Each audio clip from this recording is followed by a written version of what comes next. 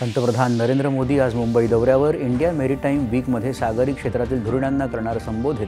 मुख्य कार्यकारी अधिकारी मंचाचं अध्यक्षस्थानही भूषवणार.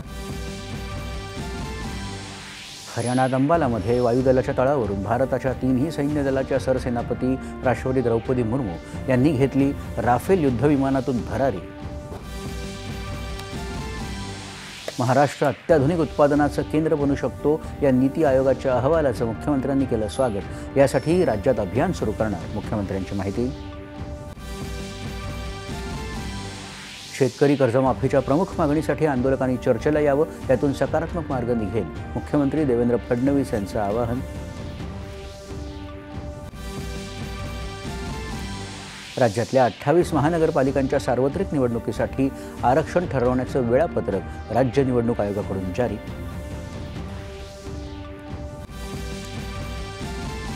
यंदाच्या दिवाळी हंगामात राज्य परिवहन महामंडळाला मिळालं तब्बल 301 कोटी रुपयांचं उत्पन्न. मागील वर्षीच्या तुलनेत 37 कोटी रुपयांची वाढ.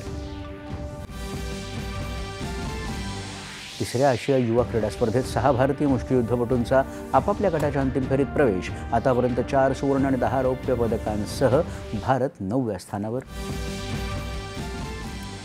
भारत ऑस्ट्रेलिया यांच्यात 5 सामन्यांच्या T20 मालिकेला आजपासून सुरुवात.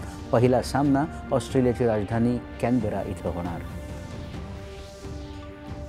आणि बंगालच्या उपसागरातल्या मोन्था चक्रीवादळाचा जोर ओसरला. महाराष्ट्रात अवकाळी पावसाची शक्यता. नमस्कार. एकच्या बातमीपत्रात मी समर्थ म्हात्रे आपलं स्वागत करतो. आता पाहूया